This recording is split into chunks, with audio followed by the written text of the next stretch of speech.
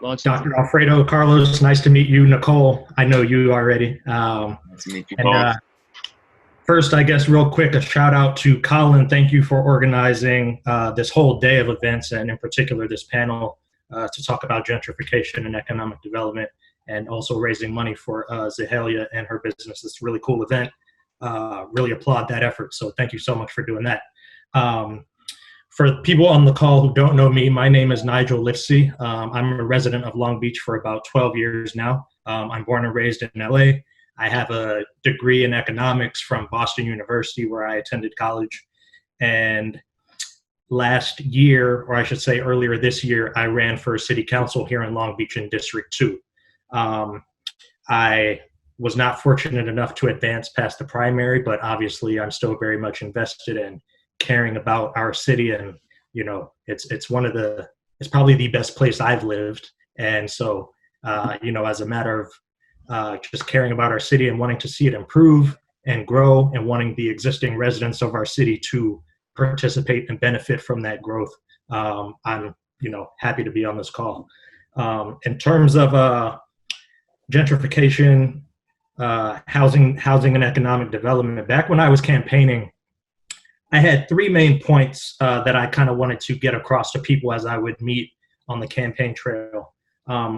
One was to increase specifically housing developments for people of middle to moderate incomes. It is my belief that as we increase the supply of housing, we see a lot of development only being built for the upper income side of the spectrum, and or the lower income side of the spectrum, just because those developers who develop specifically for lower income households get a lot of government grants.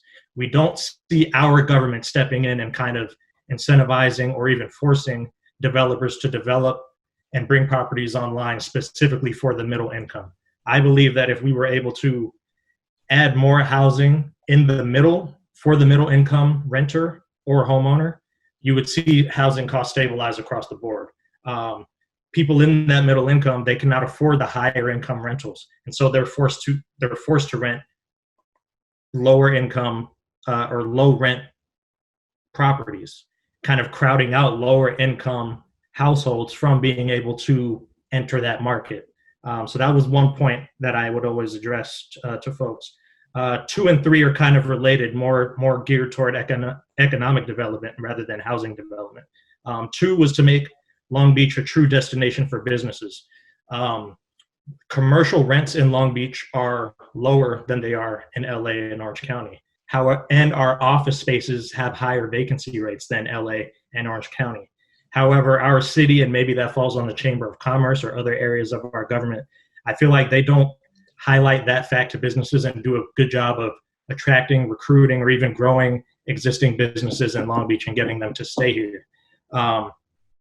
Kind of a second part of that is incentivizing businesses that are here to actually hire locally rather than hiring people who would commute here from LA, Orange County, or even outside of California entirely.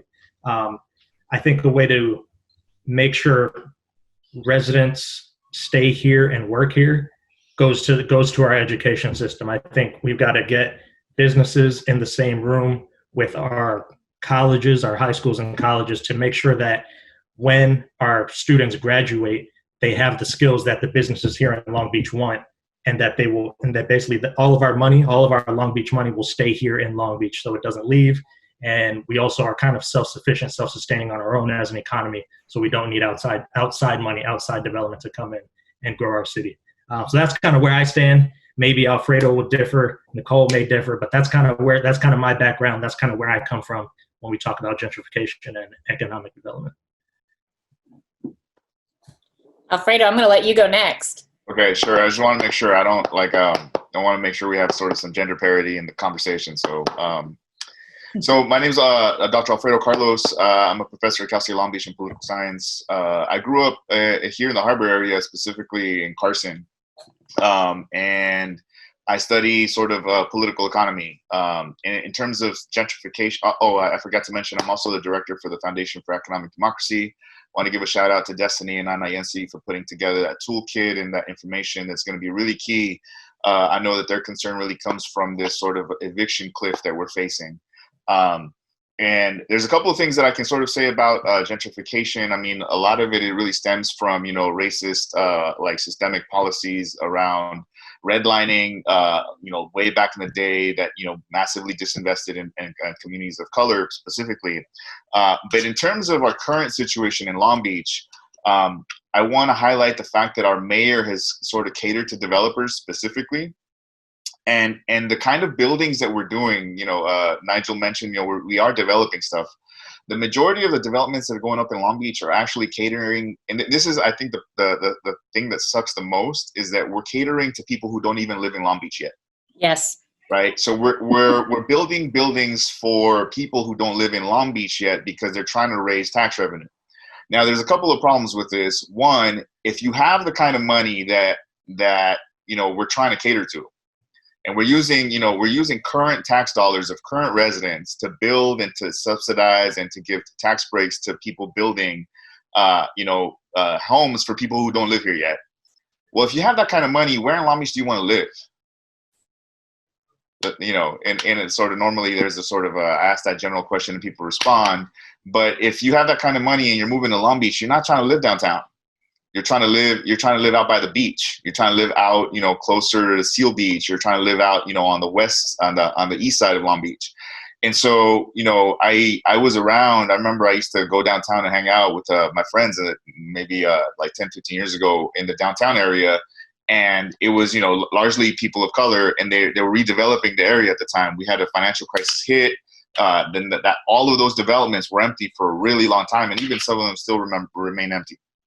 Another general point I want to make about housing in general, and this is sort of in general, like capitalist economics, housing, if you understand housing as a market, it's completely inefficient. So when we talk about housing supply and the fact that we need to build more buildings, that's not actually true. There is more units of housing in the United States than there is people who need housing. The problem is that because we operate housing on a for-profit market system, it sort of creates a necessity to build, and this is how inefficient it is, to build a lot of extra housing that people are never going to live in order for the rents to be affordable. And this is a sort of a fundamental contradiction in capitalist sort of, if you understand, if you think about housing in capitalist terms, is in order to have rents affordable, you have to have a bunch of extra housing laying around that nobody's going to use. That's completely wasteful. It's completely inefficient. And so I think I also want to give props to Ana Yensi. One of the things that we're trying to explore and that other cities have already explored is how do you really deal with a housing situation and solve it? And really, for me, the only really way to do that is you have to start taking land and housing off of the for-profit market. And the only way to do that is to build community land trusts and put it in like a sort of a nonprofit kind of like model where the community owns the land collectively, where people get together and buy out a bunch of land and say, okay, we're going to start buying land. And there's a lot of great examples of this happening. There's different ways to do it. But one of the ones that really inspires me is the East Oakland, the East Bay, it's called the East Bay Real Estate Cooperative. And these are the folks that are basically saved. I don't know if you all have heard about the moms who were like sitting in their houses and they got evicted and they were sort of squatting. And eventually they did get kicked out, but then this group of people, of community investors, came in and basically bought those homes from their original owners and then allowed the women to stay in there to pay rent.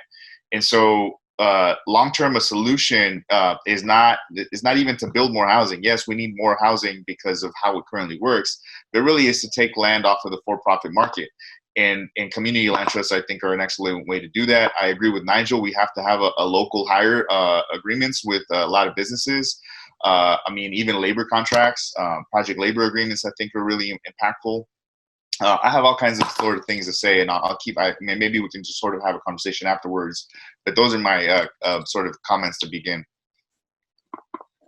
Great. Well, I'll go. My name is Nichole, and I run a Instagram called Reasons to Love Long Beach. And I've been living in Long Beach for the last 7 years. I moved here from Brooklyn, which during the time that I lived out in Brooklyn was experiencing a huge transformation into gentrification, with Williamsburg being the focus point of that time. So seeing how gentrification displaced people that have been there for generations, that's when it really hit me. And so coming out here into Long Beach, and for the last 7 years, seeing the aggressive development that has happened, especially in District 2, is the reason why I'm so involved right now in trying to find ways that we can stop displacement and continue to invest in what we already have. Long Beach is already so wealthy when it comes to diversity. It's, people, economic diversity, cultural diversity, all of that. So I feel that I lean more towards a localist economy and thinking that Long Beach can sustain itself if we really continue to invest in ourselves and not in the game of trying to attract more people to come in here to just live. So all of these new developments that are happening down in downtown Long Beach are particularly on my mind, not only because the reason why we're here today, Professor Zahelia's business burned down in an area that is becoming highly gentrified along Pine Street in downtown. So what does it look like when people who have had their businesses and their establishments for over 25 years in certain areas and now are just subject to being dwarfed by big buildings and construction, and that isn't being built for the benefit of the standing community? It's being built to attract people from out of the city to come in. And there's no saying that once those people come in that they're going to be investing into the Long Beach culture or, doing anything to really continue the community that we have here. When I see these big buildings go up, it reminds me of Costa Mesa or someplace where it's like it becomes a transit city where people just come because it's, a little bit cheaper than living where they, were living, but they don't get involved in the community. They basically come home to sleep. And with these new buildings going up that have all of the restaurants and everything that you need in that building, you don't go and venture out. So the people that are thinking that gentrification brings people in and that the mom and pops around the area are going to flourish, that can or cannot happen, depending on depending on the makeup of the people that end up moving into these buildings. So my main focus right now is to just bring light to the fact that we have a housing crisis problem that isn't being addressed in any district. However, downtown is being completely sold to the highest bidder thanks to our city hall, and our councilmen and our mayors are getting benefits from just allowing developers to go wild in downtown and not offer any affordable housing to us. And one thing that is upsetting is that the narrative now, with the event of COVID and our unemployment rate being so high, is that instead of offering housing, we're continuously still developing. And with headlines from the Post saying, oh, the city council unanimously passed a bill resolving that we will have affordable rent in with the new buildings that are being built. And then you read it and it's only 11%. And then you read the restrictions of the area and it's only restricted to downtown. Rest of Long Beach has no authority to do so. So we're not really providing any substance for people who live here and want to stay here. And it's really sad that the focus continues to be on how do we get more money other than how do we build what we have.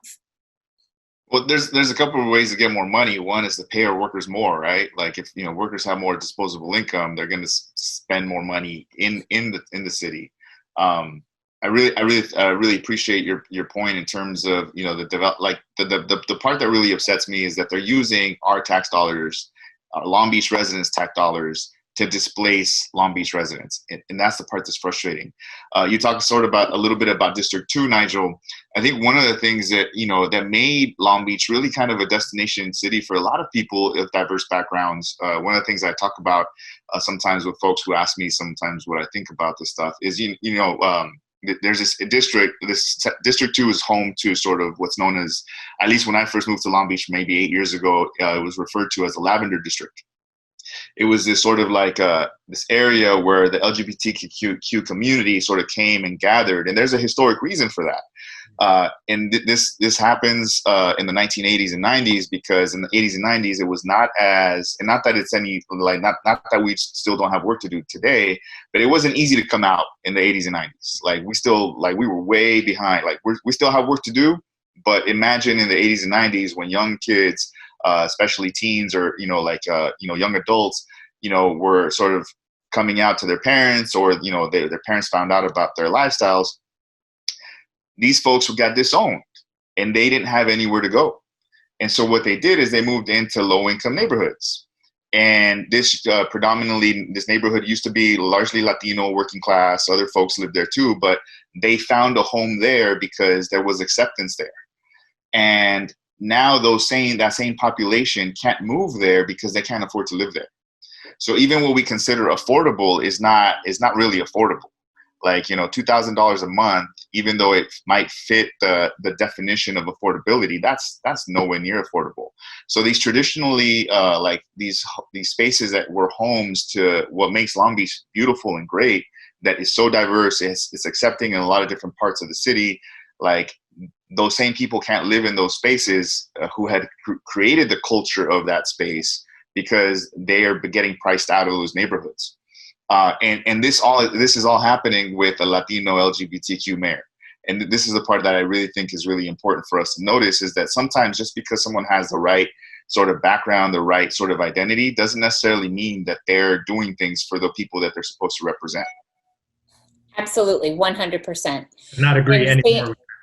And same with the areas that you were talking about. I also want to bring up the arts district, where we had a very flourish, like art and Long Beach are very synonymous, and a lot of Long Beachers, with that artist umbrella over the arts district, and now all of a sudden you have the Linden, and that's $3,000 for a studio. So, and then the art supply business that was across the street closed down and is now, a higher end restaurant. So you have artists that can't even afford to live in the arts district that's specifically named after them.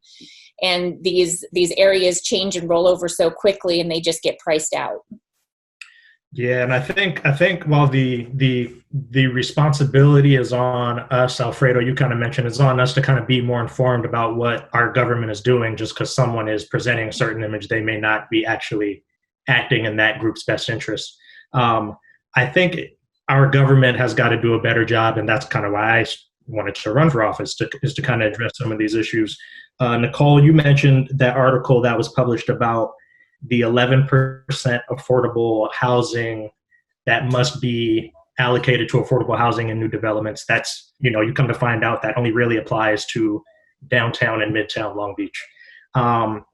When I was on the campaign trail, I always stressed, and some interview I did, someone asked me what I thought about 10% affordable housing allocations. And I said, really, that number should be doubled or tripled.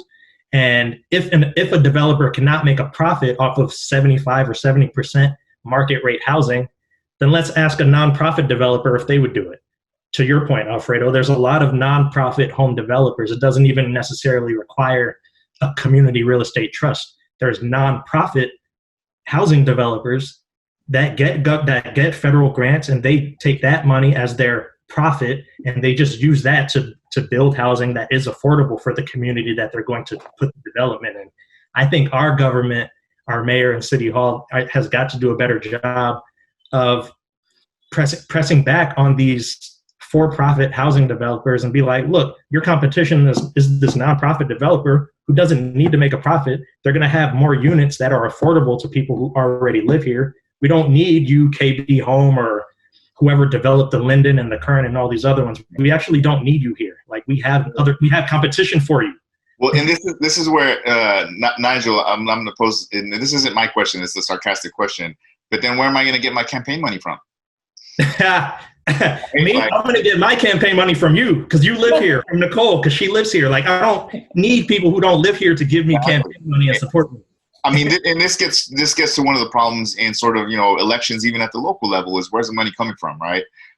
If you sort of take a look in terms of who like funds our elections on a local level, I would venture to say, I haven't studied this specifically, I venture to say that a good portion of that money comes from outside of Long Beach, particularly people who have financial interests in Long Beach. And since we're having this conversation, and I know that we're stuck in COVID and we're still dealing with the today, like let me sort of remind everyone that 2028 Olympics are supposed to happen, like, and that's going to massively, I mean, that's what all this development is about. That's who they're trying to attract. They're trying to attract people 10 years from now. These people have the funding to think about like what they want Long Beach to look like in 10 to 15 years. Right. The frustrating part for communities, working communities, is that we have to fight about the evictions today. We don't have time to sit together and have a conversation of like, hey, what's our long-term plan? What's our long-term strategy? We're just trying to survive. But they really are trying to remake Long Beach into another Santa Monica, another Venice. This is, for me, one of the reasons I love Long Beach. I grew up in the harbor area, like I mentioned. It's the last beach city that I can actually afford to live in. Yeah. And and it's a working class city. I won't get started on the environmental racism. And yes, we're diverse, but we're also segregated. If we get into sort of the neighborhoods, you can point to where all the different sort of pockets are, right? But still, like I think we have to start not just having those conversations. We have to start organizing how to do that. And I think there's a couple organizations who are doing decent work, but not just fighting against evictions. Like, let's think about like, what's the long-term plan? How do we get some of those nonprofit developers to have a conversation and push the city through community benefits agreements to do 35% affordable housing instead of 10%? That's crumbs, man. That's not dealing with issues. It's not enough. That 10% is it's not enough to really impact the market and have a really effective impact and bring down and stabilize housing costs. It's not. Especially now when we are not only dealing with COVID, we have our unemployment rate at 25%, but Long Beach's poverty rate is at 19%. So in my eyes, if you're not doing anything to at least help 19% bare fucking minimum of Long Beach, then you're not addressing the problem, period. If your COVID rent relief is helping 0.3% of the population, and then your other development bill that you passed is only going to do 11% of 5%, you're not even hitting the most low income population in our city. You're not even covering them. You're not even covering the bottom. Or to even get to Nigel's point, you're not even covering moderate income people, right? Like 60% of Long Beach residents are renters. And a lot of those people are unemployed right now, or have less hours, right? Like, I won't get into the how the unemployment rate is actually fictitious. So like, it doesn't count people who have to piece together 2 to 3 jobs. It doesn't count what's called marginally attached, people that just gave up looking for work. It doesn't count formerly incarcerated people or incarcerated people. There's all kinds of people it doesn't count. But even with that number, right, 20% unemployed, like, what do you think is going to happen when the eviction moratoriums end? Like, those people are not going to be able to pay double, triple, 4, 5 months back rent. It never was an option. It never was an option to have somebody who's out of work all of a sudden 6 months later be like, okay, now you owe $7,000 and everything will be okay. Yeah. What? Exactly. It's going to cost, and think what I'm really thinking about is, since we're talking about unemployment, is the tax revenue, right? That's what the city cares about. Mm-hmm. It's just common sense to give housing relief, because it allows people to spend their money not on paying rent, but spend their money actually in the economy. And this is something, honestly, that I think the federal government should have done. It should have just froze mortgages, and it should have froze, because freezing mortgages would have taken care of landlords who have mortgages. and also should have froze rents so that like there is no back rents. It's just, you know what, right now use your money to spend in the economy to keep sort of businesses open, because as long as people spend money, they're still creating a tax base for the cities to use. And then sort of another thing that's related to this, there's all kinds of things that are connected, but I think there's a misconception about who ends up homeless. People think that homeless folks are just, you know, crazy people or whatever. No, it's people who like are in this situation that get evicted and they can't find another place to live because one, moving is expensive. Secondly, like, you know, you have bad credit, so nobody's going to rent to you.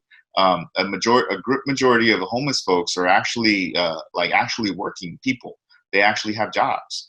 Yeah, right. I just saw, just sorry to cut you off. I just saw about that. It was like, I think it said something like 60% of homeless people either just lost their job or their rent got raised or like something that just like through no fault of their own. You know what I mean? They don't want to be homeless. They are not always homeless. They just kind of fell into it because the economy kind of, you know, didn't cover them for whatever reason. And then do you think that maybe living on the streets for, you know, a couple of months at a time, you think that will drive you like, you know, like that will give you mental issues? Like which comes first, the chicken or the egg, right? And so we discount, you know, our homeless population just because we, you know, like we have sort of these discourses about like, oh, they're just crazy people who like, nah, it's actually working people. Like who doesn't want to live with some dignity? You know, everyone does. And even the people who are housed, I won't get into, you know, and Yancy mentioned this, even a lot of people who rent are in substandard housing. You know, since we're talking about COVID, you know, it's affecting Latinos at a great majority because a lot of Latinos tend to be low income workers in the service sector. They live in like super dense, apartment buildings where the walls are like 2 inches thick, and they live in sort of really dense, neighborhoods where you can't socially distance or physical distance when you live around 50 or 60 different people who are like right next to you. Yeah. Yep. And I mean, we all know that COVID, it's affecting Latin American groups and black families and people the most. And that is part of the reason why, because of our living conditions, the urban density and environmental racism, and really, frankly, just a lack of empathy and compassion from our government to make sure that they're taken care of. Yeah. Absolutely. When it comes to our homeless population and also, as someone mentioned, our disabled folks, our seniors, these are the people who, you know, once this eviction memorandum, you know, finally sunsets, like what are we going to be looking at as far as communities being displaced and people getting kicked out because of their landlord thinks it's more beneficial for them to leave than to try to work with them and keep them in place. And I think that's a really key point. You know, when we're talking about seniors, like, you know, these are people who have lived in their apartments for a really long time. Where are they going to go? So one, right now they're currently locked into like at least lower rents because they've been living in their places for a really long time.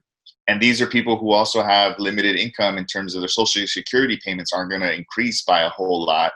Like, where are they going to go? Yeah. Yeah. That's something that I wish that Long Beach, you know, just we're so diverse. So we should have a diverse plan on how to house our communities. And I think in an innovative way, right? Like this is one of my frustrations with the mayor is that, you know, he and I won't get into his background, but like he used to be a Republican. He started the College Republicans at Cal State Long Beach. But yeah, just in case nobody knows, he was a Republican and ran and we voted him in. Until relatively recently, you know, he probably did not vote for Trump, but he probably voted for George W. Bush. Well, and I think, no, he actually worked on George W. Bush's campaign. And I think that was a strategic point. You know, you can't, you see that California is turning blue, or you know that it's heavily blue. Like if you want to win political sort of elections, you know, it just, but without getting into that, one of my frustrations is that he doesn't have any innovative sort of solutions. Like he still thinks like, neoliberal, like someone who's a business-minded person, like, oh, we need to build more. No, we need to think about housing differently. We need to think about housing as a human right. There's an excellent TED Talk on gentrification, and just if you want to look it up, just Google it. It's actually a woman who's talking about Brooklyn, and she talks about Brooklyn gentrification. I watched that today, actually. I was getting in the mood for this panel. It's really good. One of the things that one of the beautiful things that she says, and this gets to the 11% or the 10% like affordable housing, is that gentrification isn't just a displacement of people, it's also the displacement of culture. So even people who are able to stay in their communities, like eventually they leave because the community just doesn't feel the same way. Like, all their panaderias, all of, their little mom and pop joints eventually get, sort of displaced. And then it starts to look like a cookie cutter, like Costa Mesa or Irvine or, what have you. And then like physically you're in the same place, but spatially, like it's just not home anymore. And so you end up leaving anyway, because you have transformed the community around you into something like you don't feel comfortable in your own home anymore. It developed around you. You didn't have a say in it. And now your mom and pop shop, I saw it happen right where the Current was. I used to live over there on 3rd and Lime. And then there's Roscoe's, there's that corner, and then there was the Current. And you could see when the Current got developed and opened up, then it opened up then it was the Starbucks and, all of those little stores in the bottom. Then all of a sudden, that really crappy apartment complex on that same block, all of a sudden they were remodeling. Yeah. And now all of a sudden everything's all fancy right there, which they probably didn't give a shit about those buildings at all until the Current popped up.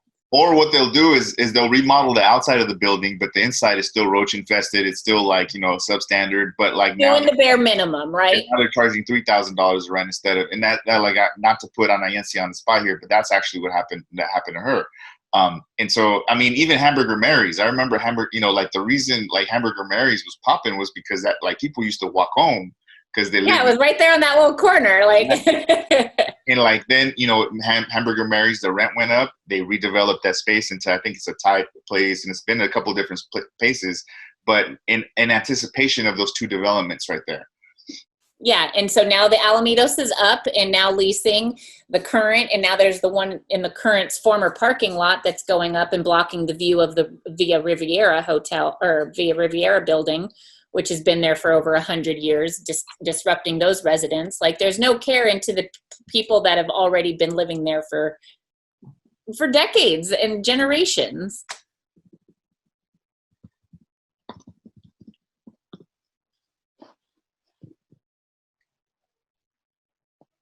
So I've got a question for. It's frustrating, Yeah. So I got a question for each of you then. And Alfredo, you mentioned the Olympics coming in. Well, we'll see if they stay in 2028 or if they kind of move it back or whatever. What are we supposed to do? Like you said, we've got to think short term. Like if I'm a person and I'm on this eviction moratorium, and come September, my landlord's going to ask for rent, even though they can't, I have another year to pay it, whatever. They're going to ask for all this back rent. I don't care what happens 10 years from now, 8 years from now. Like, to your point, so what are we going to do? Like, as people who care about this and want to make sure the city does the right thing, what are we supposed to do besides just get informed and tell people? Yeah, that's where I'm at in my life. I'm trying to get as much information as possible because I don't know what to do. And conversations like today, Alfredo, when you mentioned community land trust, I've never heard that before in my life. So now I'm a little bit more informed. So there is that important part of, listening and getting the information. And I think once I get enough, hopefully I can formulate some drive in myself or inspire that in others to go forth and either vote on certain, bills or legislation or vote for certain people. I don't quite know what to do yet. And I think listening is still a huge part of my process after learning all of this. To be honest with you, Nigel, I don't have a lot of confidence in our current politicians and administration to really think outside of the box. you know, one of the things that they're more concerned about or as concerned about is, you know, like landlords, and because landlords are organized, they have their, you know, they have their organizations, their unions, and they lobby, right? And they, you know, hey, you know, we don't like this, and there's pressure on the local level to sort of keep pushing back the rents, the moratorium, but no one's having a conversation about freezing rent. Like, that's really the honest to God answer, is to freeze rents. But I don't think they have the political will to do this. I mean, even I remember when, you know, Ana Yancy was organizing a couple, like with her, she was organizing her building, and other folks, you know, they were dealing with evictions. Like, you know, our progressive now congressperson, you know, Lina Gonzalez, which she used to be representative of the 1st District, her answer to that is just helping with moving assistance. Like, here, let me get you $1,000 to move. Like, and this is supposed to be someone who's a champion of, you know, like working people. And I'm not knocking that, right? I think she, you know, I think she has a lot of potential and a lot of promise, but we have to think outside of the box. And honestly, I don't have an answer that's going to fix the issue unless people have the political will to say, you know what, we're going to freeze rents. We're going to institute, and I saw something recently that Long Beach is kind of playing with, and I think this is late, but I think this is good, with universal basic income. That is also a headline, just like the other headlines that they tote, where they're talking about universal income, rent relief, and affordable housing. When you read into it, a slight percentage of people will even be eligible to participate in that pilot program. What I think should happen is, I think the city needs to leverage its money. One, I think we should create a public bank. We create a public bank that we control as a city, and we use that bank to fund roll and to fund roll like the housing development that is either owned by the city, or is managed by nonprofits, or in partnership with stakeholders that are community land trusts. And honestly, to some degree, I actually don't trust the government to monitor things, because depending on who's in office, things can change. So like for me, like community land trust piece is really key. There's some in Boston, there's some in Philadelphia, Baltimore, they're popping up all kinds of places. And it's basically community owned land. So the other piece is really, how do we think about community wealth, right? Like, we need to stop thinking about investing in the stock market and Wall Street, because Wall Street is the one that's messing all this up. I get really frustrated because there's all kinds of like city-based conventions or meetings about equity, and they're funded by Bank of America, they're funded by Wells Fargo. Who caused the housing crisis? Right? Like why was there foreclosures in 2008, 2009? All of these big banks like were the reason, and now you're taking money from them to fund roll, like to fund these equity conversations. And so to me, that's frustrating. To me, what we need to do is we need to figure out a way to get land off of the for-profit market. How do we buy this stuff up? And that really takes us having a vision and just imagining something different, and us beginning to invest in our communities. How do we invest in mom and pop shops? Like, how do we create, where can I, as a person who has a little bit of, disposable income, invest money in mom and pop shops and not expect, 20% return on investment? Maybe I only get 2 or 3, but I'm investing in businesses that make Long Beach great.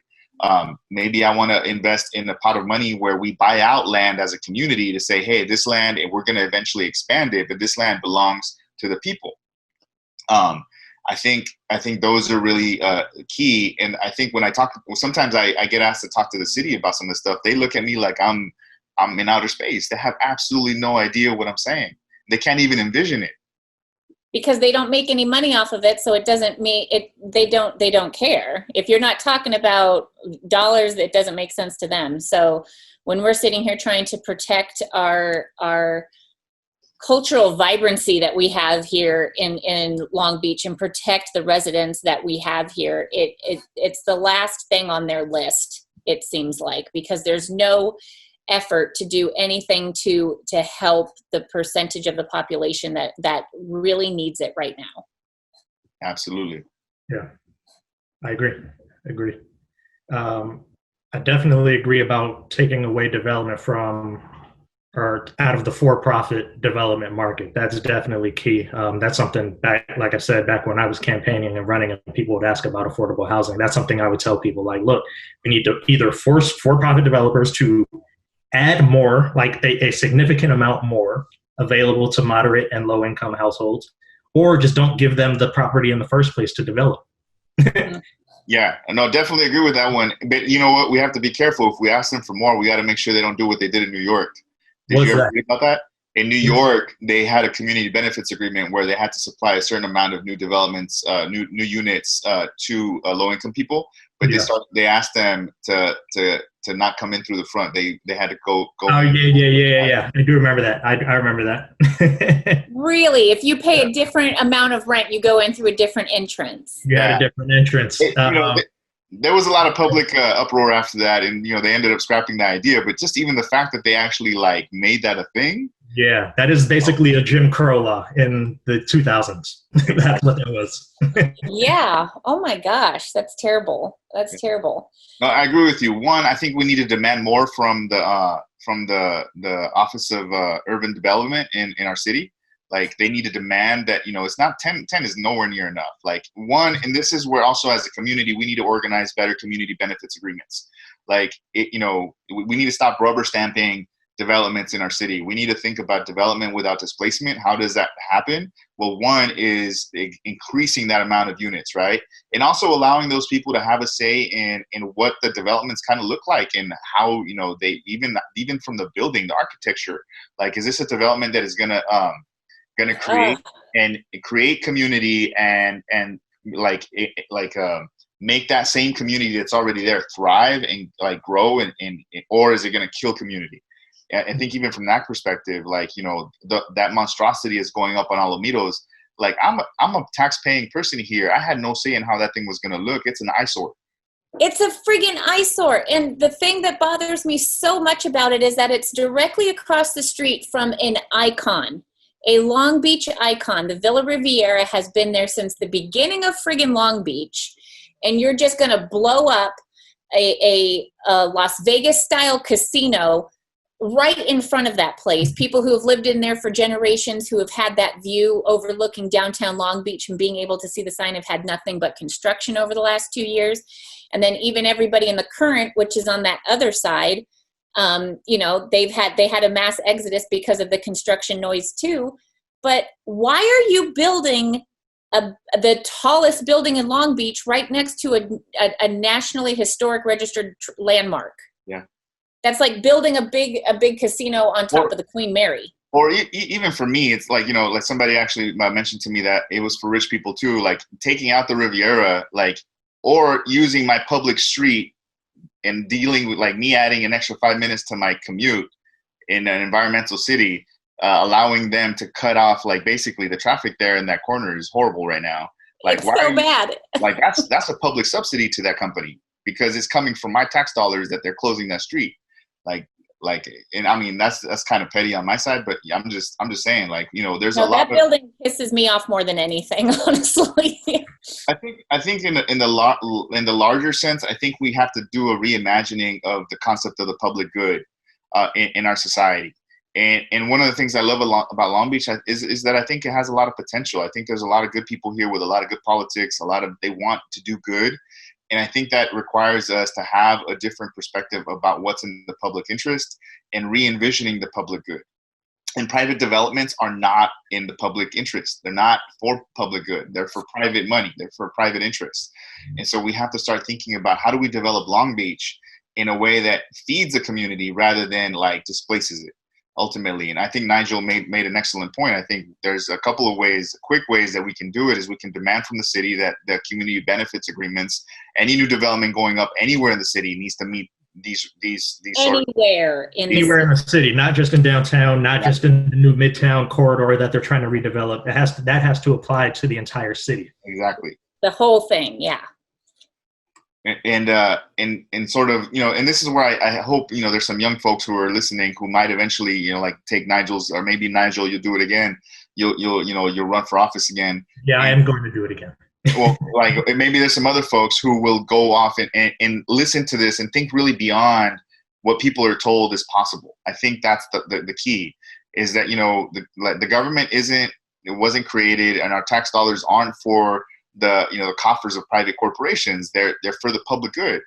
And how can we do that, especially in the context, and don't get me started on defund the police campaign, but I think, considering that 50% of our general operation budget in the city goes to funding the police, I think we can find other ways to deal with safety issues. I'm not saying I want to get rid of the police. I'm not saying, maybe 5% of the calls I think are for violent crime. Maybe there's a role for them, but not 50% of our tax dollars.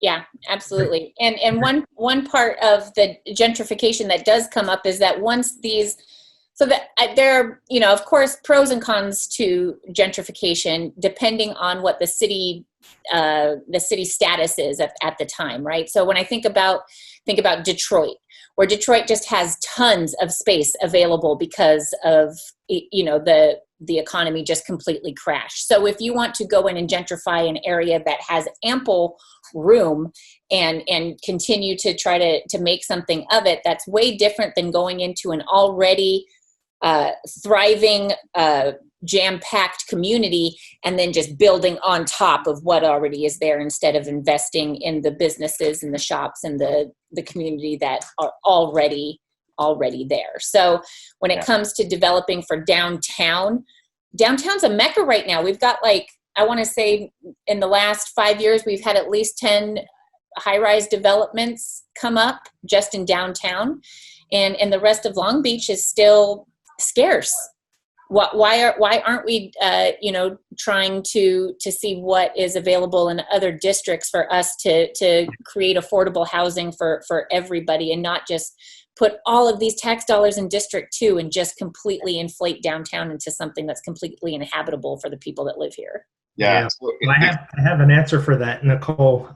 Part of it, and this is kind of a topic I wanted to bring up, is our land use element and how we zone our city and zoning rules and regulations. So the land use element, I think it gets discussed maybe every 10 years, 15 years. I'm not sure the exact time frame they have to re-update it. But just, I think it was 2 years ago, we kind of rezoned our city. And so the land use element, it defines how tall certain buildings can be, how many stories they can be, how many units they can have.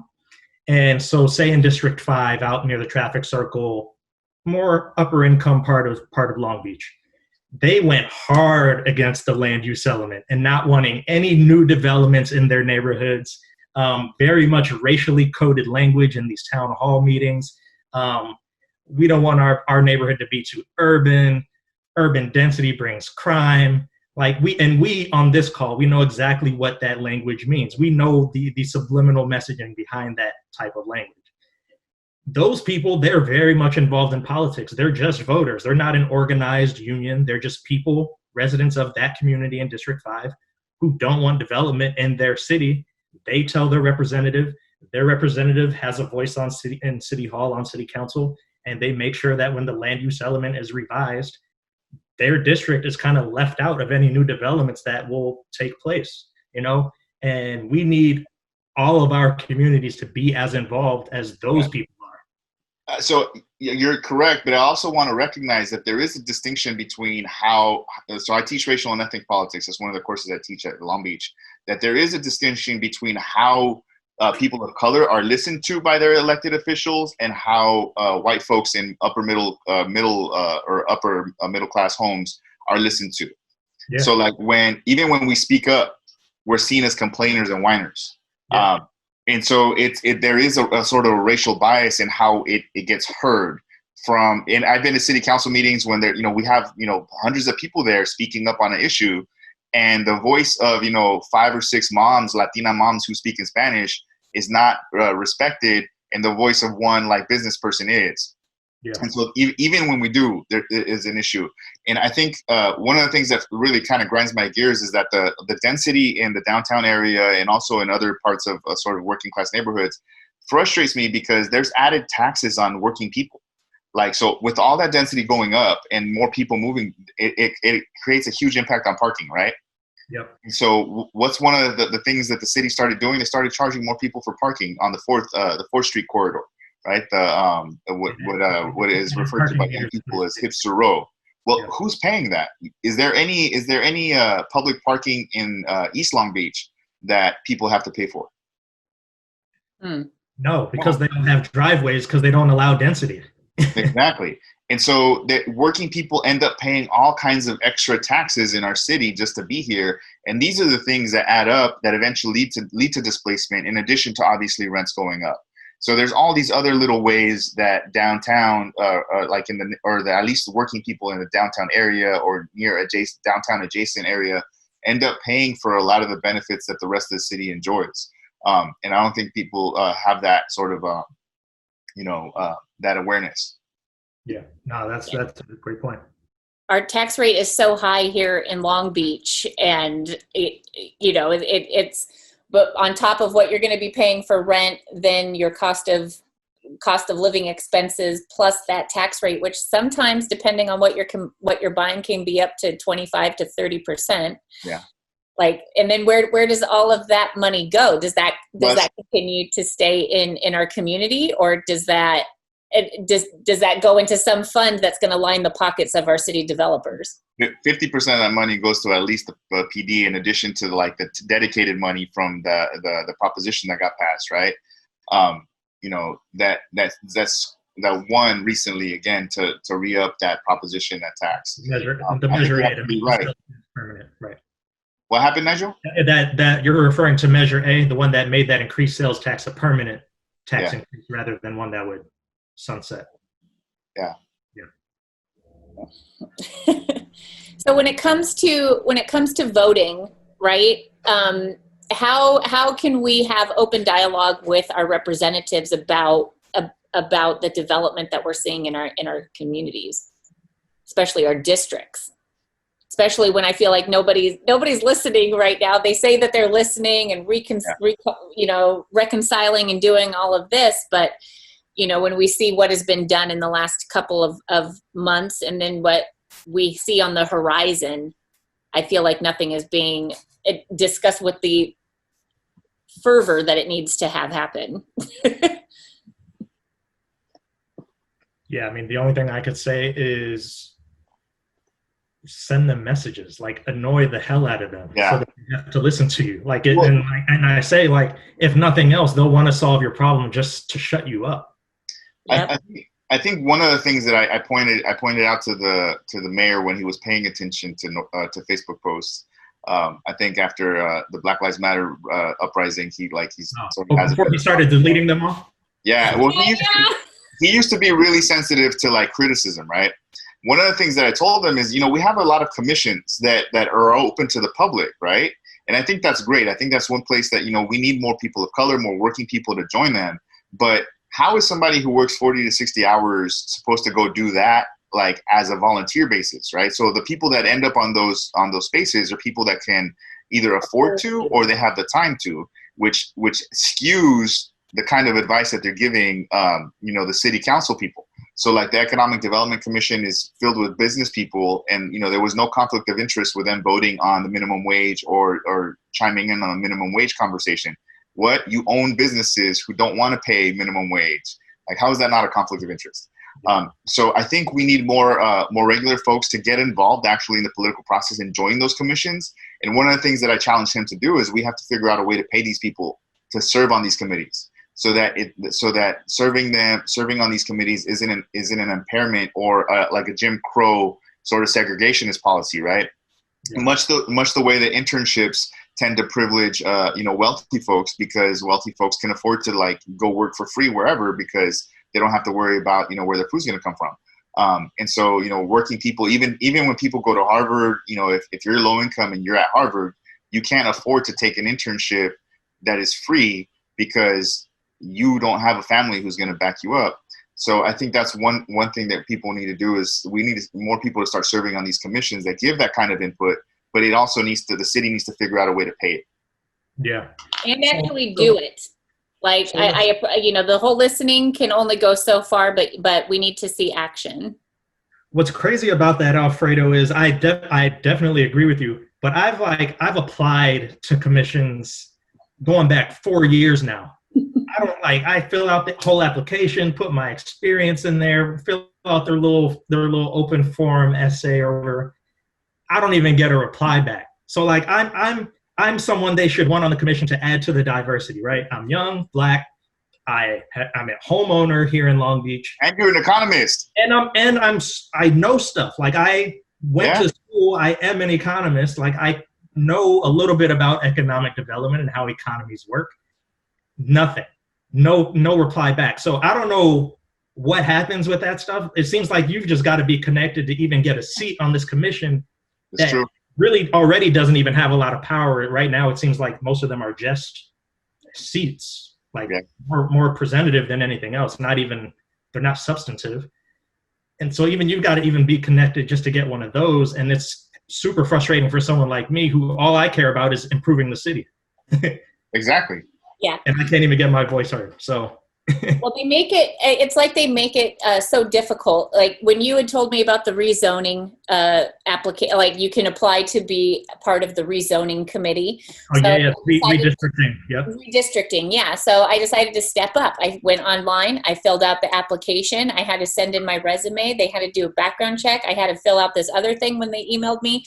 It was insane the amount of things I had to do to volunteer to help you guys redistrict shit. Like the amount of stuff that the steps that you have to go through, and then nothing. You hear nothing after doing all of that. So I've done that I've done that for the Economic Development Commission. I've done that for some other like Traffic Safety Commission. I've done that for the Citizens Police Complaint Commission.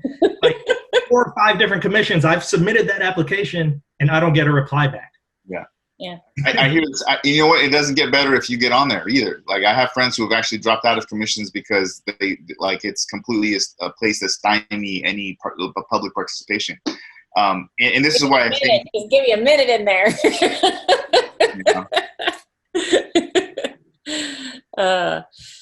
Yeah.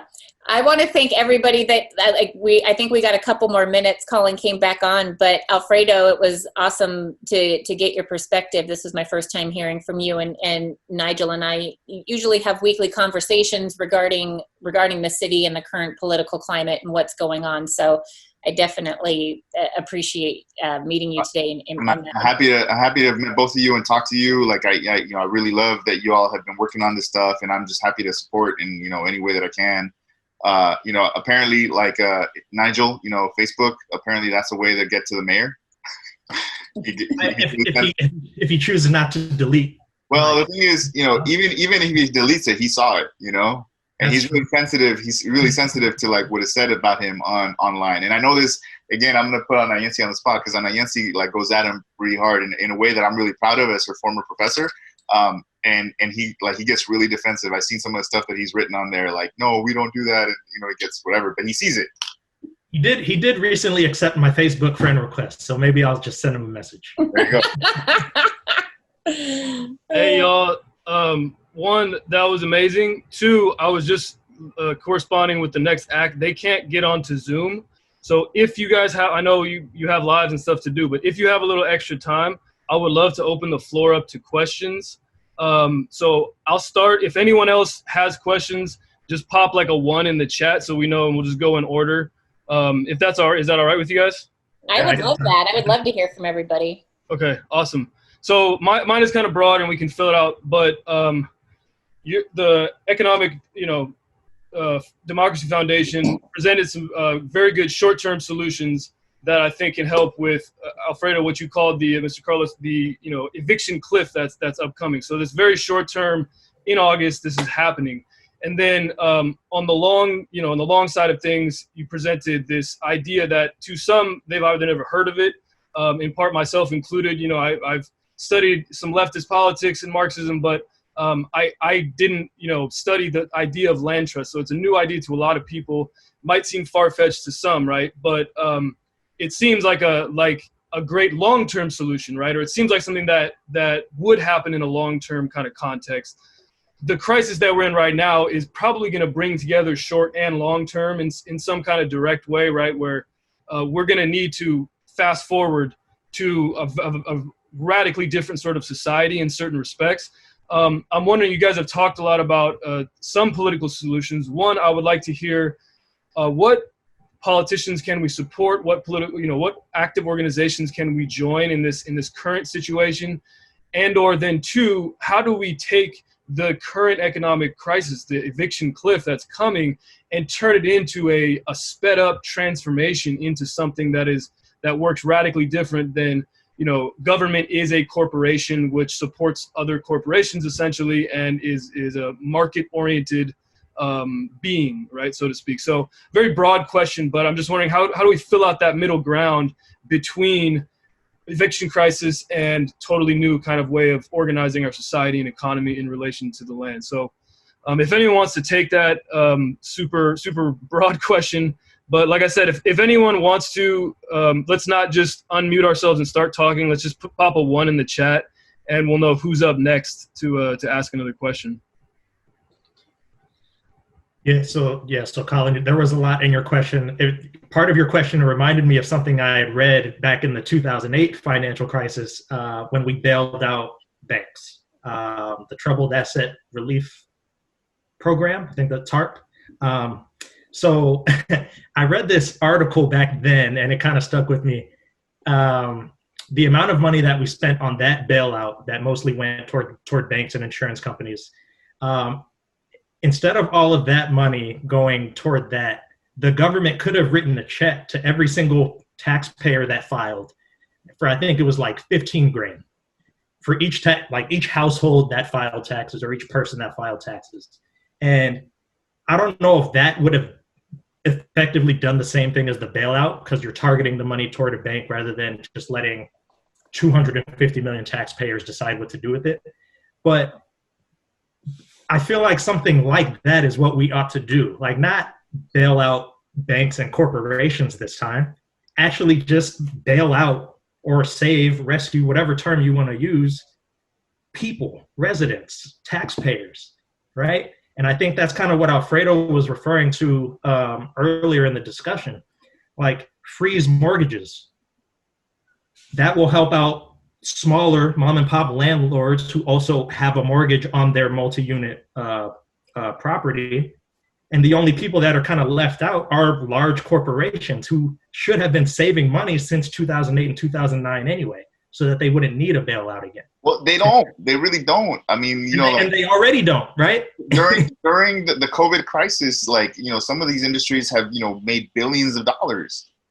I think I saw the statistics the other day on like the New York billionaires have actually increased their wealth by $70 billion in the last 4 months.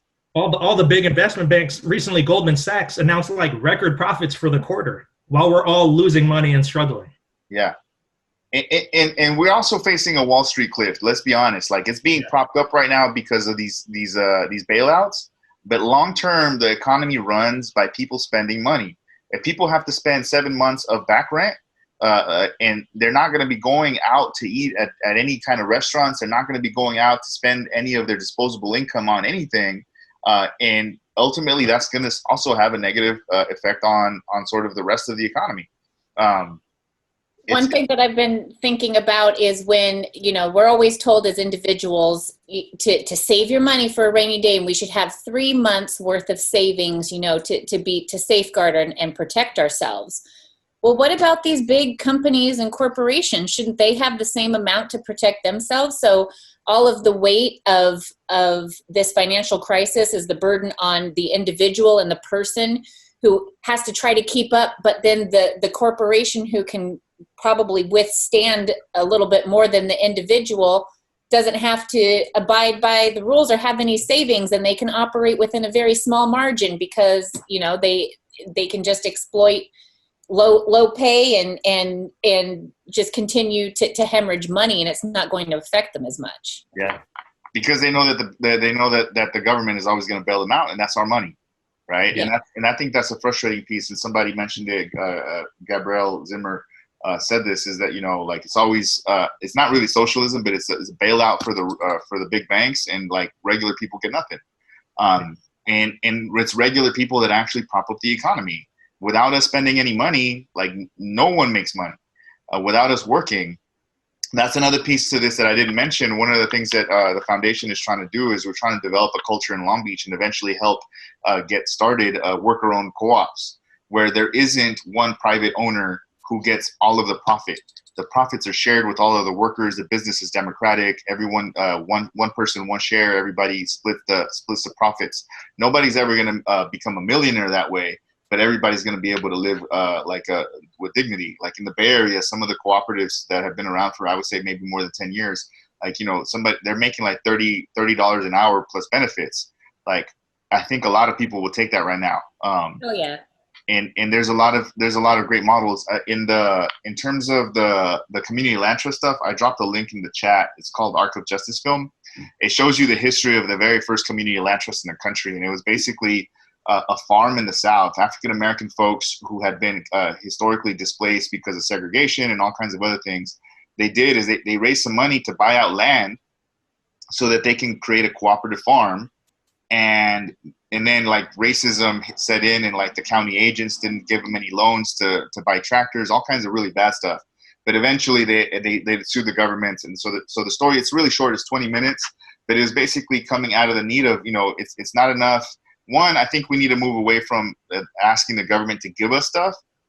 And we have to organize our communities for mutual aid and for self-determination, and then push the government to respond and support those efforts. Like I'm not, because those are our tax dollars. Ultimately, we need to, like I said, like Nigel said, we need to demand that these people give us our money back. That's our tax dollars. You know, why are we spending any money right now on the military defense? Ain't nobody at war right now. Everybody's at war with COVID-19.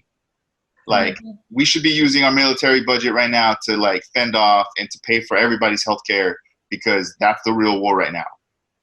And I think that the extreme measures need to be taken right now. And I think that even if we allocated certain funds, say $85 million to build a pool, that should probably be readdressed, seeing the certain climate, and that we should be able to reallocate funds right now, instantly, when we see that we need a lot of help, and that maybe these funds could be better used to support the community right now. Yeah. And I don't think it's extreme for you to say that. I think we need to normalize it. I think we need to say it often enough to where it becomes normal. Like, it's not out of this world to say, hey, maybe we shouldn't spend $85 million in a pool that's right next to the beach.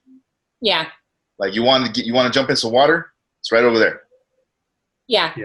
And when we only provide $1 million for the, you know, the people of color COVID plan or whatever, I forget the name of it, but when you're only donating $1 million to that, and you only donated $5 million to COVID relief for your whole entire city, but you have $85 million for a pool, that's bullshit. You need to we need to take a look at your spending, buddy. I want to see these receipts, and I want to see where this money is going, because we can't be continuing on like this.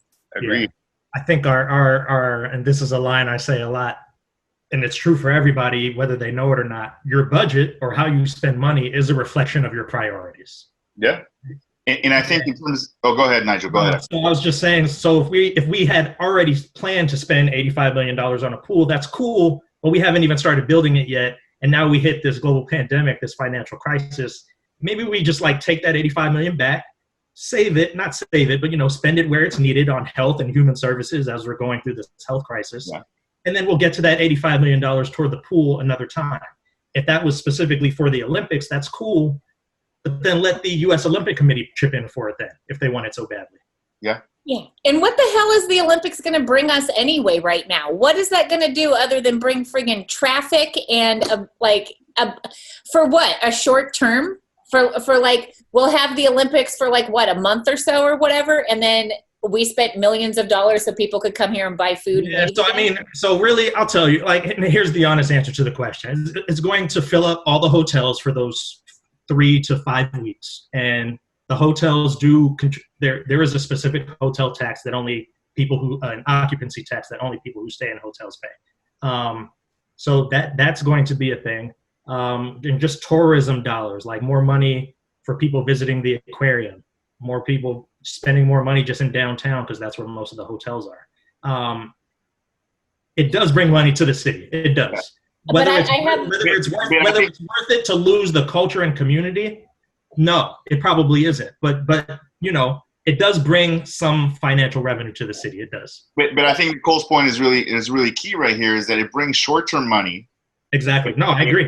It also costs long-term economic sort of problems. I was actually talking to a professor who studies tourism, and sort of the long-term effects of some of these stuff like creates crises, right? Yeah. The affordability is going to go up it's going to jump up the roof, right? There's all kinds of sort of, like what happens when tourists are around, like trash, we have to clean that up. Who's going to clean that up? It comes from the same tax dollars. And back to my point, you're saying that in terms of your budget, right?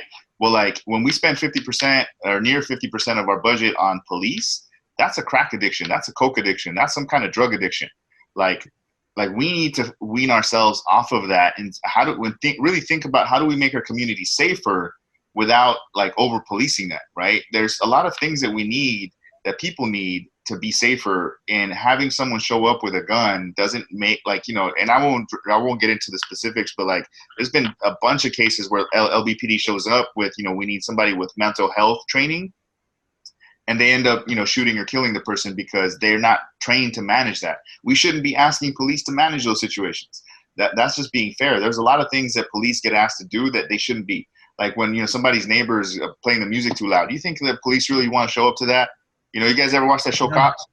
You guys ever watch that show Cops? I used to. It got canceled. But half of the time, the cops' faces were like, "Are you fucking kidding me? Am I really here for this?" So let's fund other people to do that. That kind of work. Absolutely. Yeah, you're right. I mean, when police officers respond to those calls, most of the time they don't want to respond to those type of calls. And furthermore, having a gun, bringing a gun to that situation is not going to be safer 98% of the time. Yeah. It's only going to escalate the situation and make it more tense. And so, right. We should be reallocating that money towards programs, policies that just reduce crime preventatively rather than reactively. And just to address the people who say, well, what about the cops? They have families, they have jobs. Well, what if we create transition programs for actual police officers now to get into those other kinds of jobs, people that really care about doing good in their community? Maybe there's police officers who want to transition out of police work into some kind of social work, right? So I think we can be creative and not make it a win-lose situation for everyone. It's, if we defund the police, how do we take care of the police who are already working for the city and sort of move them into somewhere else? And I'm sure there's a lot of volunteers who would want to do that because, people say it's really dangerous, and it is dangerous work, but to some degree, maybe people want some kind of other opportunities. Yeah. And if that is really a concern, you can just incentivize those officers to take the proper training program so that they are trained in whatever new, I don't want to call it law enforcement, but whatever new services we would be providing with that money. I don't know if I kind of have an issue with that. I feel weird that police get training for free and then social workers have to pay for their own training. And that's the other piece that every other career has to pay for their own training before they start their career. And, these folks, they get half the city's budget. Anyhow, I know there's maybe some other folks who have questions. I could talk about, man, I'm sorry if I'm talking too much.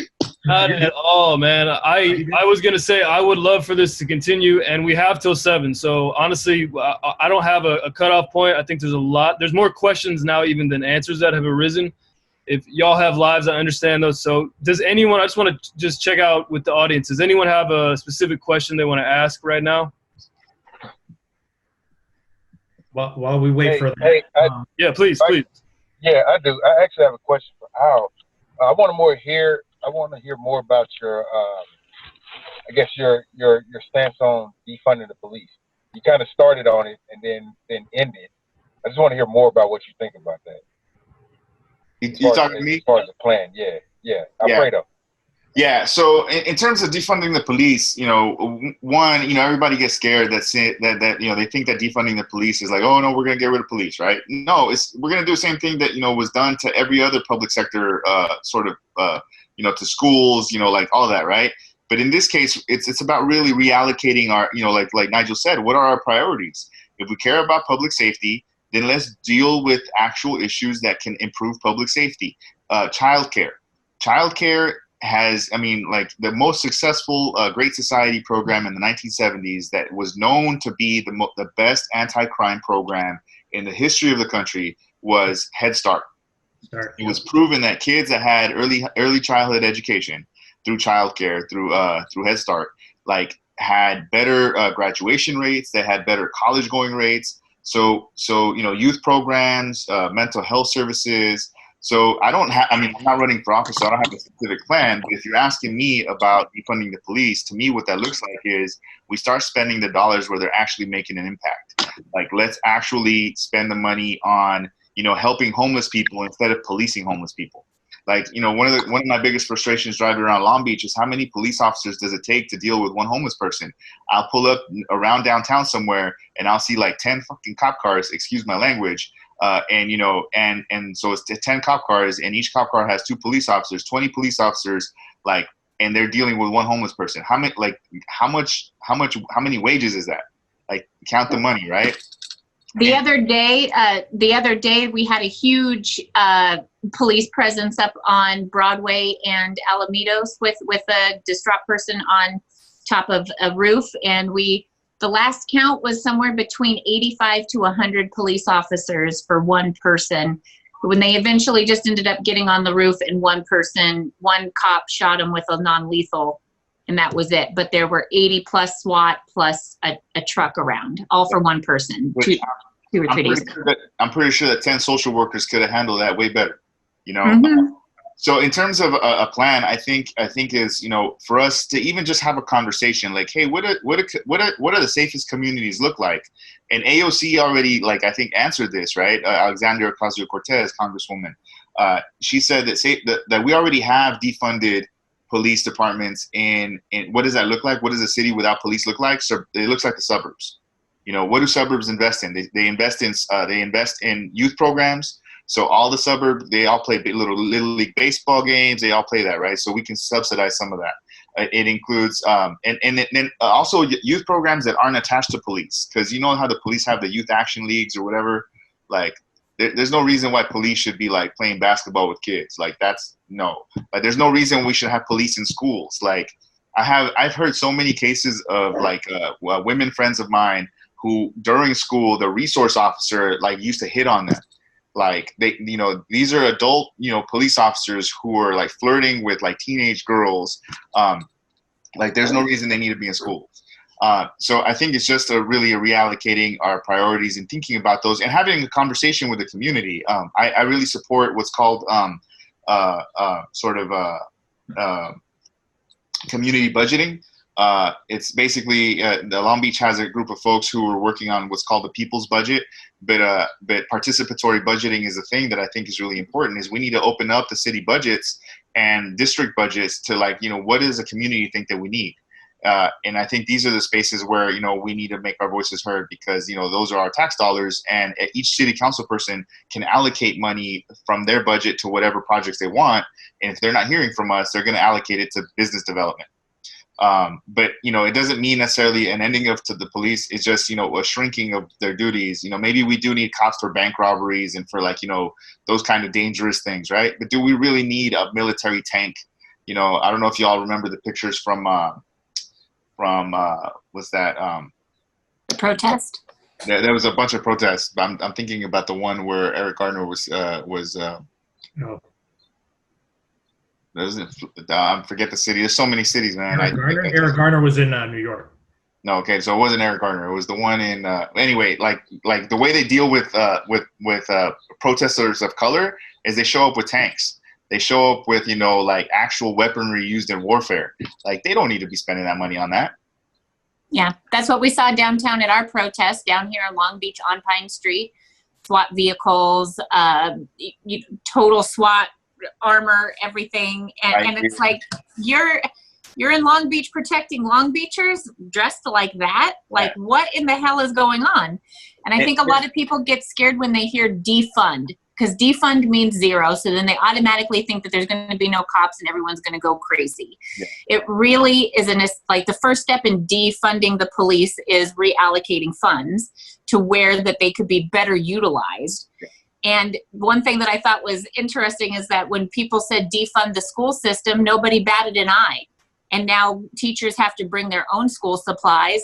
Kids have to bring their own supplies, their own Kleenex, anything that they want, and programs are being cut and nobody says shit.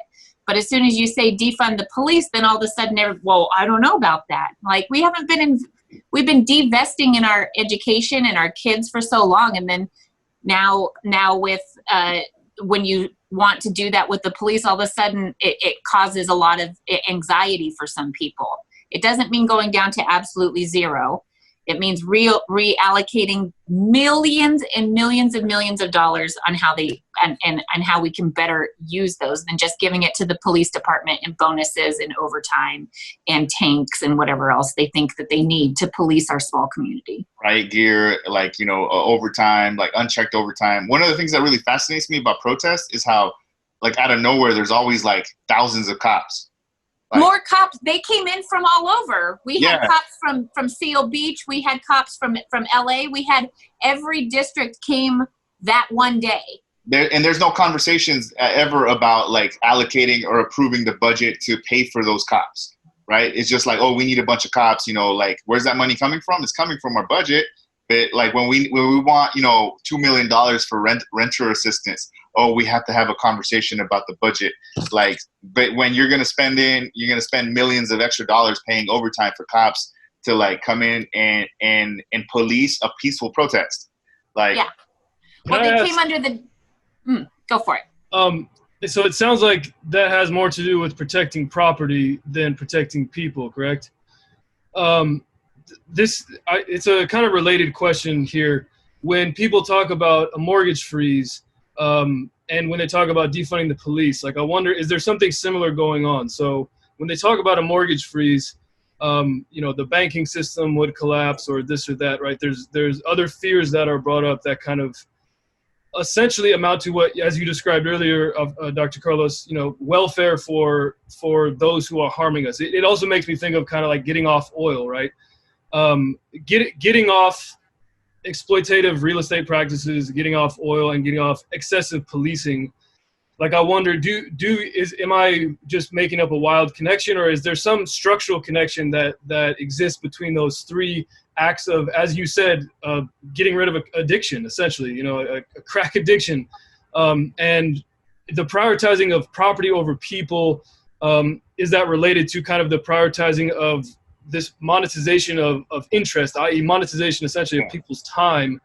And then if we wanted to go really deep, into the very act of owning land in the first place, and the deeds that kind of, in the colonial era essentially made this big nation a corporation and the land something dead to exploit.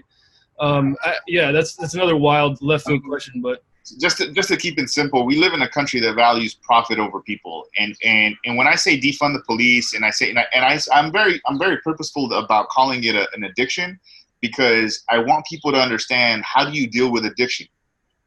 It's a health issue. You don't stop cold turkey, right? You wean off of it. Like when you go to rehab, that's what they do is, like, you still get some, but like slowly wean you off of it.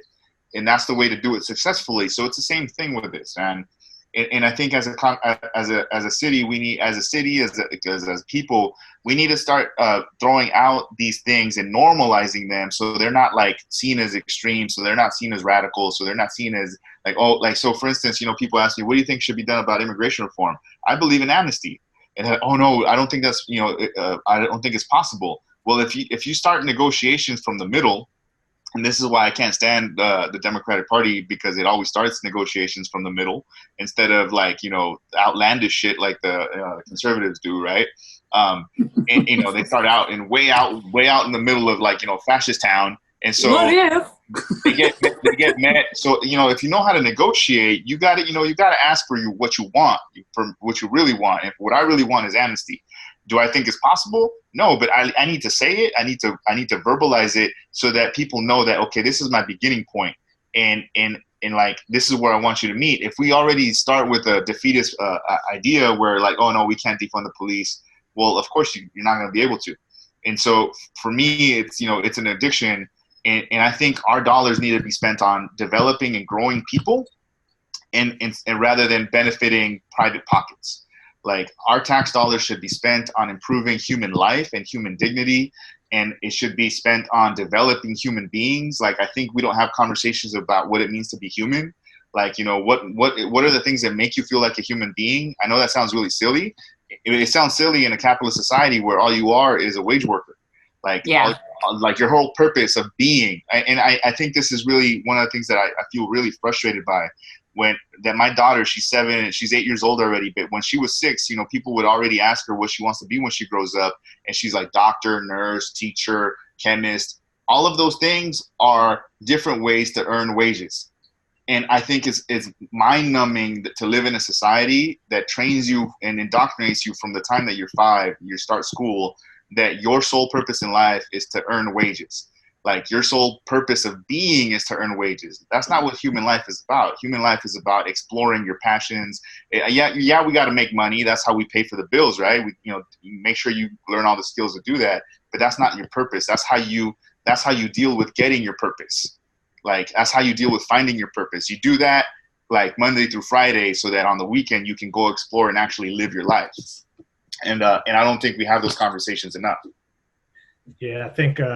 Just to stay on the defund the police topic for a second, something you said that Congresswoman Cortez said reminded me of a similar topic or similar question that I heard. And I think, Nichole, I said this to you in a conversation we had once. If you just close your eyes and think about your living situation that makes you the happiest in your neighborhood, are police even around? And the answer is probably no, they're not around. However, we do need them to respond to crimes, right? But only to respond to crimes, not to necessarily be patrolling all of the time, right? And so I think that's a resource, that's money, that's overtime, that's an hourly or salary wage of a patrolman that doesn't need to exist, that can go to a social worker, a family counselor, or whatever, you know? And also, what kind of crimes are they responding to? I think this is the key piece. And people of color know that sometimes they respond to crimes that are stupid not crimes. That are not crimes. You know, yeah, they're crimes because they've been racialized, right? I think that sometimes and they're also selective about which crimes they want to respond to. I think this is a part that frustrates me, is that, you know, they're not, you know, when like there was a bunch of sheriffs that came out and said that even though the state or the county was mandating, you know, people wear masks, that they weren't going to enforce those laws. So all of a sudden you get to be selective about which laws you enforce and which ones you don't. And right. Let's be honest, you know, there's a hashtag called criming while white that shows you all kinds of different examples of white folks who are self-identifying. Like, I did this and I didn't get charged for it. I didn't get put in jail for it. And so even when we talk about which crimes get enforced, like, we know that they're being selective about who they're enforcing what laws on. Yeah. Like, all I know is that even if the Orange County Sheriff will say he's not going to enforce that law, I'm not going to Huntington Beach and not wearing a mask, because I know it's a law on the books that can get me a fine. Like, I'm still going to wear a mask in Orange County because I look the way I look. Exactly. Yeah.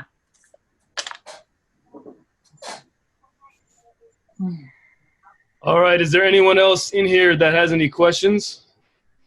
Anyone else want to chime in? Just go ahead and unmute yourself. In the meantime, I just want to give a shout out to Dr. Zahalia, and just, you know, just what she's been doing in the community, teaching self-defense. If y'all can please donate, you know, share the donation page. I would really appreciate that. I think actually one of the things that we need to do is we need to learn how to do self-defense better, right? Like, how do we take care of ourselves, like, and not rely on other people to do it for us?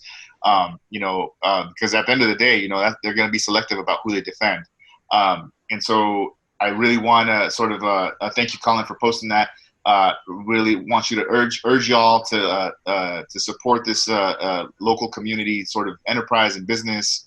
And I think we need more of that. I think we need more businesses that are community-minded, more businesses that care about the communities they live in and uplifting the communities. And that's why I sort of said okay to Colin, and I appreciate you having us on here and inviting me more particularly. But yeah, help out these folks, because I don't think it's an accident that, you know, that like that building burned down and the other ones didn't. I won't get into any conspiracy theories, but you know, like we know developers that have big pockets, you know, they have a lot of power, man. And so, you know, we need to make sure that those communities, those businesses stay in the community and keep them here. I'll get into it if you won't, even though I'm a politician or an aspiring one. Like, there's no there's like, if you drive by 7th and Pine, you see the men's suit outlet and that little small corner that kind of doesn't fit now. And it only doesn't fit is because developers have decided to build on this corner and the other corner around it, right?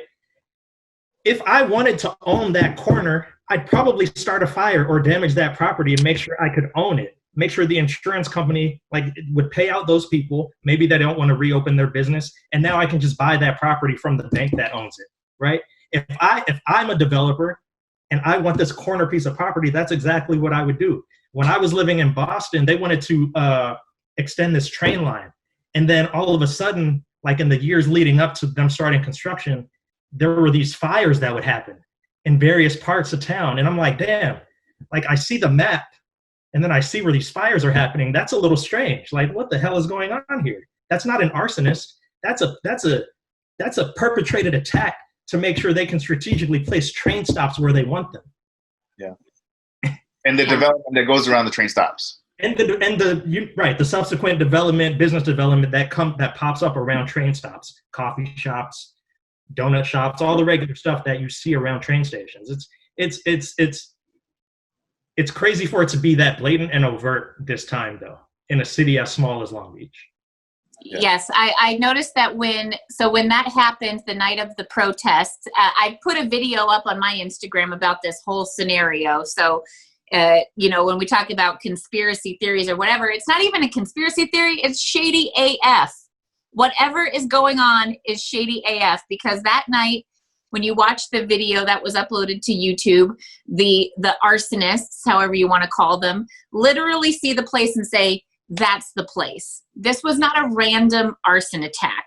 Under no random arson attack are you ever going to confirm with the person that you're doing this with that is the shop. And when you walk on 7th and Pine, there's, you know what I mean? Like, out of all of the places to set fire to the night of the riots or the looting or whatever, why that particular place? Yeah. And then to have that place completely burned and get gutted, while the developments around it didn't even get smoke damage on their signs. That's you know, I don't need to have a conspiracy theory. I don't need to say I wonder who did it.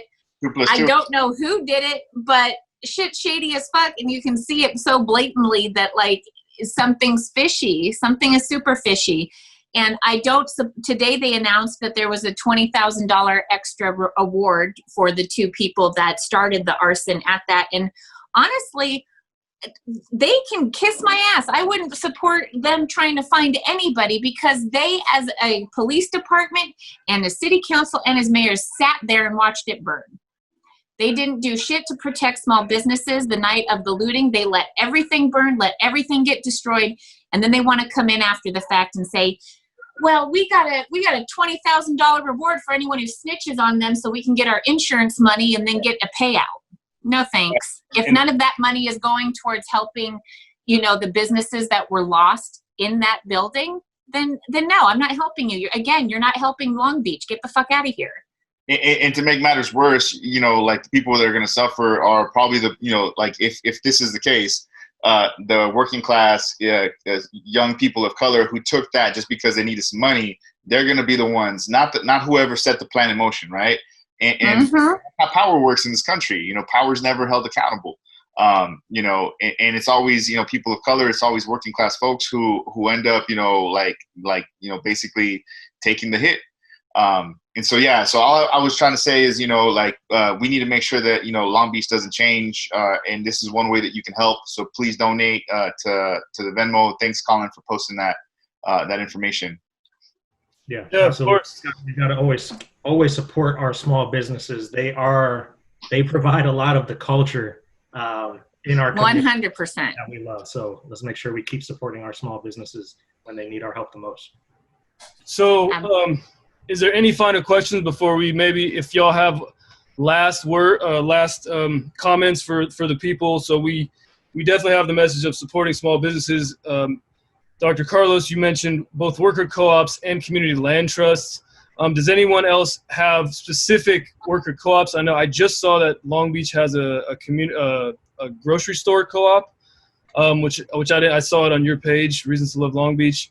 Wondering just any last recommendations for anyone here who would like to take some kind of action and be involved in something in Long Beach, or even, globally. We're going to, ideally, if with your permission, put this on YouTube, share this, even broader. So as a nation, what can, especially young people, but really anyone, do stepwise right now to move from, protecting ourselves from this eviction cliff into a better economy long term? So right now, I'm just wanting everyone to focus on keeping it local. When the spectrum is so broad right now, with all of the things that we could do to help not only our city, but our county and our state and our country and our world, focusing on a local level is so important right now. So be sure to buy local, be sure to shop local, try to do everything that you can to keep your dollar inside Long Beach. Think long-term, Web, about you giving your money to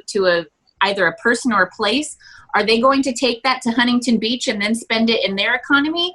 Yeah. Or is that business going to continue to buy coffee at Portfolios and then go down the street and get their car fixed at Joe's and keep that dollar circulating within the economy? So I always want to encourage everyone to take that little extra step. You may have to drive a little bit further. You may have to Google to see if it's, locally owned, but support local right now and feed yourself and feed your community and feed the people around you. Right. I think, if I'm not mistaken, at least it might have been the arson video, but in one of your videos, I saw an expose of these are all Huntington Beach-based development companies, essentially, that are building these big buildings. So the money that's being paid from is directly going out. Right. Okay. Absolutely. We have development companies coming in and getting the bids to build these high-rise apartments that are fucking over Long Beach. So none of the money is coming in and flowing into our community. And that is something that is really important to me, and something that I'm going to strive to continue on the Reasons to Love Long Beach page, is keeping our dollar within our community so we can continue to grow. And I want to highlight, this is a massively important point, Nichole, because it's actually the basis for a strong economy. In keeping money local. So sometimes we say, we got to support Black businesses, and, technically Five Guys Burgers and, some Starbucks are owned by Magic Johnson and Shaquille, and they're Black owned, right? But that money gets siphoned out of our neighborhoods, right? The money doesn't stay, it ends up somewhere else. And so even beyond just supporting, any ethnicity owned business, it's let's support locally owned businesses. Where Long Beach owned. With that, we know it's people here who are going to spend their money here, because that process where, the money gets siphoned out, it's called capital flight. Very much like white flight, happened in the 1970s, money getting sucked out of a community. That's why Long Beach is where it's at. What happened with Boeing and McDonnell Douglas is that money got sucked out, and it's no longer here. And so we've been struggling ever since the 1970s and 80s, since those companies kind of started going down. So we need to do is support locally owned businesses. Long term, hopefully we develop worker-owned businesses, because then the money's really being shared amongst all the workers, not just one lucky person who happened to be able to start a business. But even local, local businesses like the one we're supporting today, they're still helpful because they provide services to community. Oftentimes, they even give discounts to people they know can't afford stuff. So we want to keep money local, definitely. And I think for me, what I want to leave everyone with is we gotta come up with real solutions that center people over profits. Profits are important. That's how we pay the bills. That's how we make sure money's coming in, so that workers have wages and workers have jobs. But we need to create an economy that centers people and human life over the dollars that somebody else is going to have in their bank account. Because let's face it, most of these billionaires are not ever going to actually spend all of their money. Yeah, totally agree.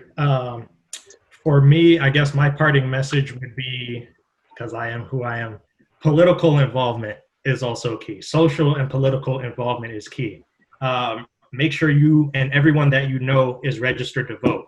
If, depending on friends and family members' immigration status, if they're not legally allowed to register to vote, make sure they're completing the census at least. Make sure they are informed. Even if they're not registered to vote, they still have a voice as a resident. Have them send messages and letters to their city council representative. Get on these people's nerves in City Hall. Make sure your voice is heard. In order to do that, you must be informed of the issues. Find the issue that you care about. If that's affordable housing and rent control, learn everything you need to know about that. So then when you get the ear of a politician, you actually have some influence. You make sure you're smarter than them on the issue. You know more than them about the issue, so that they're not just, so they can't just blow you off as someone who doesn't know what they're talking about. That's how I am with people who approach me about certain issues. If you speak to me in a way where I know you know more than I do, like Dr. Carlos, he knows more than I do about certain issues. I can just tell that from the conversation that we're having. I'm going to listen to him. He's going to have some influence on my opinion just by me knowing he knows more than me on certain topics.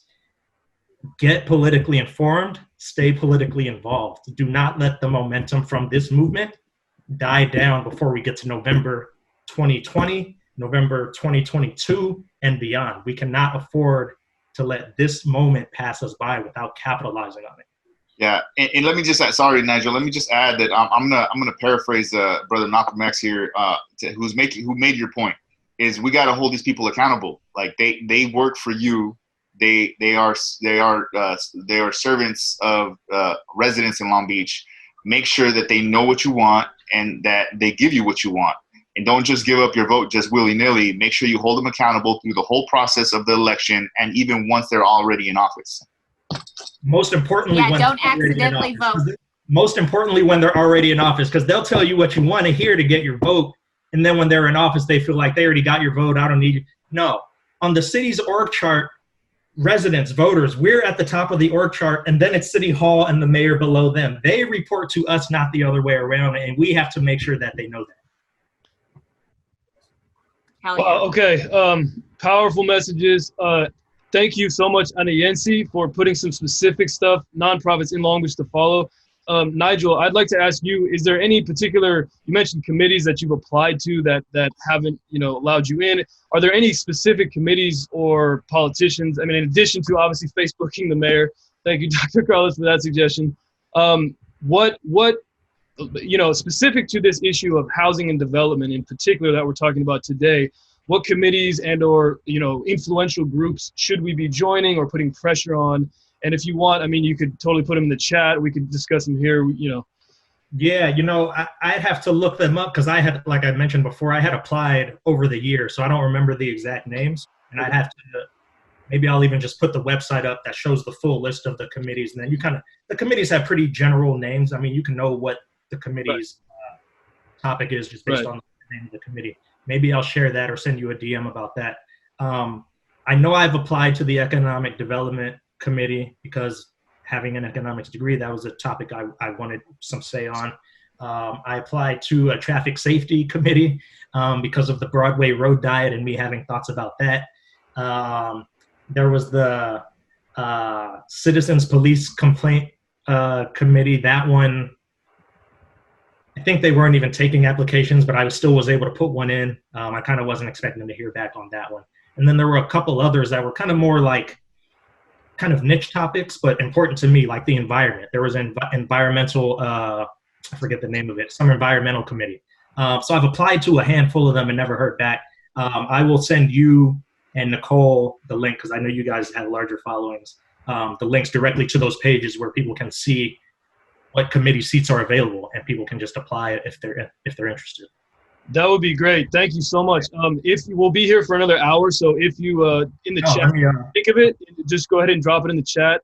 I'll just go pull it up right now while we're talking. Yeah, please. Everyone, thank you so much for being here. Thank you to our panelists. Thank you, Dr. Alfredo Carlos from the Foundation for Economic Democracy. Thank you, Nigel Lifsey. Thank you for your political activity. Thank you for caring about the city and putting that into practice and being just committed to a better city. Thank you, Nichole from Reasons to Love Long Beach. Your channel is doing amazing work right now. So you all are highly valued members of the community and public intellectuals, and we really appreciate your presence here. Everyone, I'm going to put their this is their Instagram info here in the chat. So if you want to give them a follow, check them out. Let's collaborate. Let's keep the conversation going. Thank you all so much for being here. Really appreciate it. So again, today we're almost done. We got about an hour, 15 minutes, but 4 more acts coming up from 7 and 8. 15 minutes right now of DJ set. If you're interested, Guess I'm Lex is the DJ that's on right now on IG. If you've been on here all day, please go take a break, get yourself something to eat. But be back by 7. We have a really talented Eliza, man. Shout out Eliza jumping in, man. Really looking forward to your set, bro. So thank you, Dr. Carlos. Thank you, Reasons Love. Thank you, Nigel. Thank you, Nichole, and thank you, Colin, for organizing this. Appreciate it. Dr. Carlos, it was nice to meet you. Nichole, Colin, thanks for putting this on. Thanks for putting this on, man. Really good event, good conversation. Of course. All right, I appreciate y'all.